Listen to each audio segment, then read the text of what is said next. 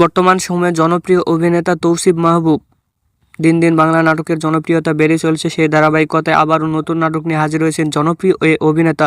নাটকটির নাম চক্র 2। এই নাটকটিতে অভিনয় করেছেন বর্তমান সময়ের আলোচিত অভিনেতা তৌসিফ মাহবুব, আলোচিত অভিনেত্রী আজমেরী হক বাঁধন সহ আরও অনেকে।